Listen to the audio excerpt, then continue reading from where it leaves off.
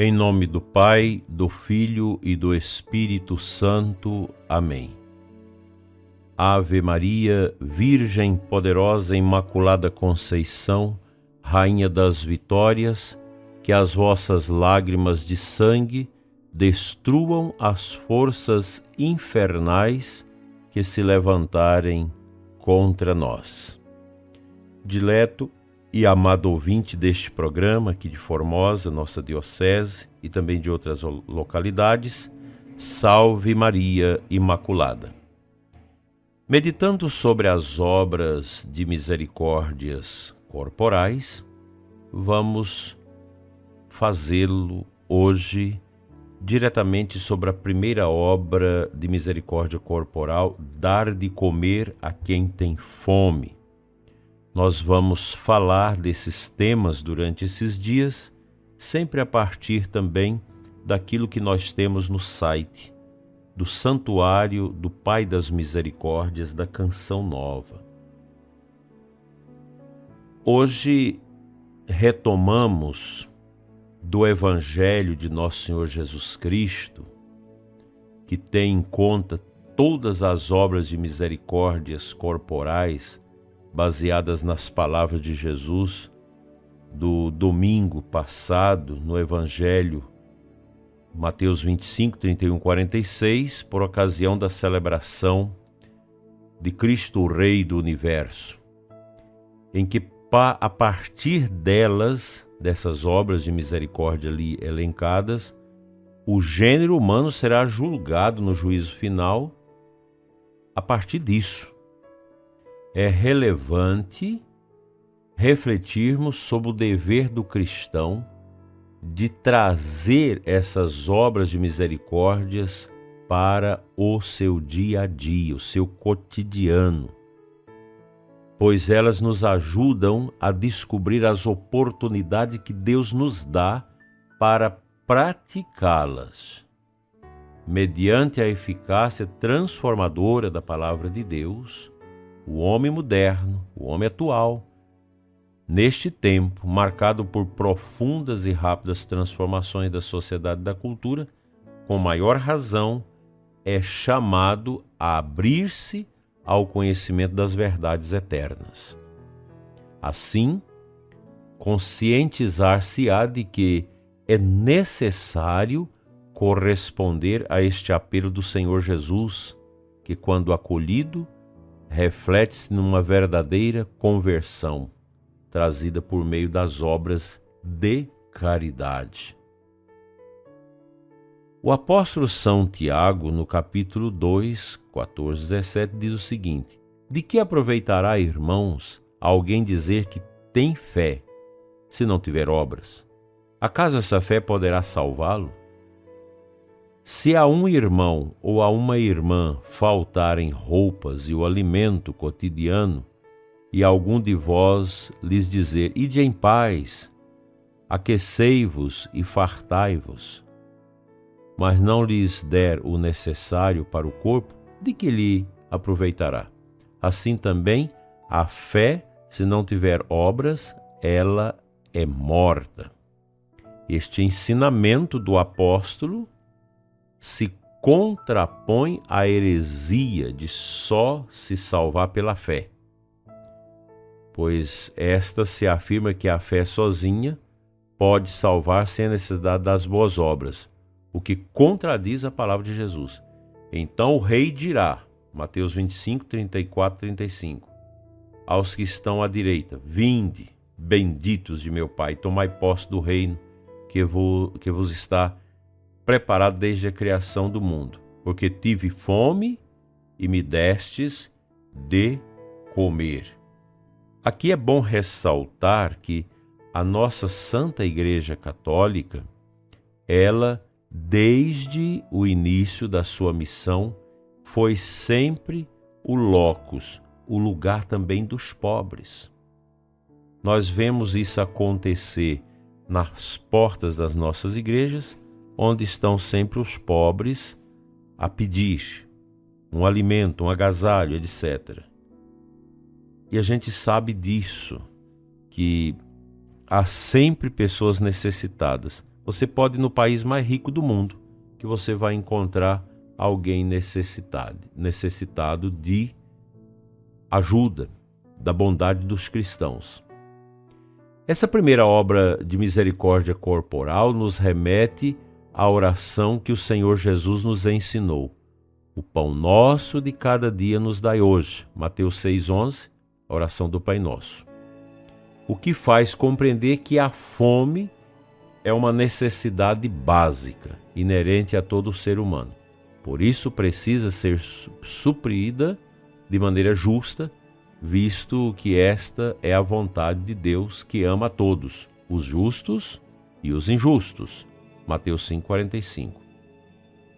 O Papa Bento XVI, em sua encíclica Caritas in Veritate, afirma que dar de comer a quem tem fome é uma responsabilidade eclesial oriunda de Jesus Cristo, nos seguintes termos: em muitos países pobres, continua com risco de aumentar uma insegurança extrema de vida que deriva da carência de alimentação.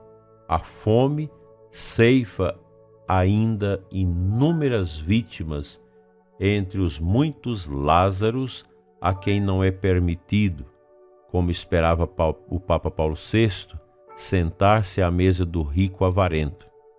Dar de comer aos famintos, Mateus 25, é um imperativo ético para toda a Igreja, que é resposta aos ensinamentos de solidariedade e partilha do seu fundador, o Senhor Jesus. O Catecismo da Igreja, no número 2447, afirma que, dentre esses gestos de misericórdia, a esmola aos pobres é um dos principais testemunhos da caridade fraterna e também uma prática de justiça que agrada a Deus. Assim, meu dileto e amado ouvinte, nós temos uma riqueza de dados que corroboram com esta prática das obras de misericórdia, esta primeira, que corresponde ao dar de comer a quem tem fome. É a nossa missão saciar os que sofrem. Santo Tomás de Aquino falou disso também, que a esmola deriva de um termo que significa misericórdia. Tão bonito isso. Assim sendo, pode-se afirmar que a prática de dar a esmola é uma força extraordinária e originada em Deus. Amor eterno. 1 João 4,8. Esse amor que move as pessoas ao compromisso com a generosidade no que toca à justiça e à paz. Este amor divino, revelado e vivido por Cristo, é um dom a ser pedido na oração. Romanos 5,5. E é também uma tarefa a ser praticada, consolidada pela prática da virtude teologal da caridade. Portanto, fica para nós, nesta manhã abençoada de sábado, esse ponto de meditação sobre a primeira obra de misericórdia: dar de comer a quem tem fome. Eu nunca cheguei a passar fome, literalmente. Necessidade, sim, mas creio ser uma atitude muito difícil, sobretudo para uma mãe e um pai, ver os seus filhos com fome e não poder alimentá-los. E vários contextos, inclusive de guerra e de misérias neste mundo, catástrofes sociais, etc., além dos governos tirânicos de ditadura que escraviza o povo na fome, é uma situação que brada aos céus. Que Deus nos livre da fome, da peste e da guerra.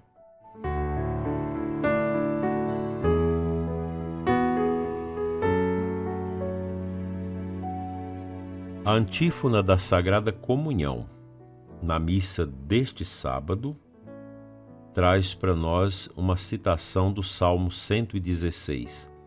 Cantai louvores ao Senhor todas as gentes, pois comprovado é o seu amor para conosco. Este é o menor salmo da Bíblia, são 2 versículos apenas, e o salmista nos diz desta alegria de poder cantar os louvores a Deus, pois comprovado é seu amor para conosco. E o nosso louvor de verdade, profundo, que é destinado a Deus, é esse louvor que brota de uma vida sedimentada nas obras de misericórdia. Coração misericordioso imita o coração misericordioso de nosso Senhor. Eu incentivo você que ainda não possui a adquirir o Diário de Santa Faustina, pois ali nós temos um material sobejo das locuções interiores que Jesus deu àquela pobre santa, falando da misericórdia, com profundidade, grandeza e dimensão orante. Falar da misericórdia nunca é demais e também não teremos condição de esgotar a profundeza desse tema em razão da sua natureza, pois a verdadeira misericórdia brota do coração do Deus único, do Deus invisível, do Deus totalmente outro, que nós só podemos alcançá-lo com o dom da nossa fé. Creio ser importante para mim e para você, dileto ouvinte, entender que Deus quer o nosso louvor. Que Deus quer que este louvor dos nossos lábios, como dos lábios das crianças, suba até o trono de Deus. E o nosso louvor deve brotar de um coração puro, de um coração livre, de um coração que profundamente ama e serve a Deus com alegria. Eu espero, prezado ouvinte, que a meditação sobre as obras de misericórdia possa trazer ao nosso interior desafios. Quando a gente fala dos presos e de outras circunstâncias, muitas pessoas vão sentir o peso de poder falar, de poder viver as obras de misericórdia em contextos que às vezes nós achamos tão difíceis e tão complexos. Não desanime na prática deste caminho.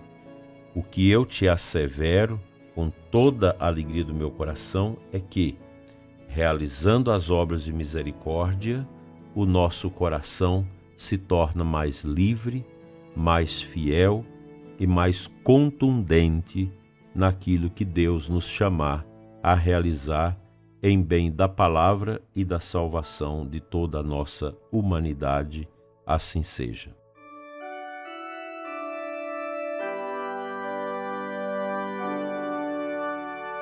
Pai de bondade, abençoa os famintos sobre esta terra. Abençoa as pessoas que passam fome, que elas encontrem nas mãos generosas dos teus filhos e filhas, que vive sobre esta terra, a graça do despojamento da alma em favor do que sofre. Aumenta, Senhor, em nós a capacidade de ver no rosto do pobre o rosto de Cristo sofredor. Amém. Pela intercessão da bem-aventurada Virgem Maria, Mãe dos pobres, seja abençoado o seu coração hoje e sempre. Em nome do Pai, do Filho e do Espírito Santo. Amém. Abençoado final de semana para você, um domingo cheio de luz.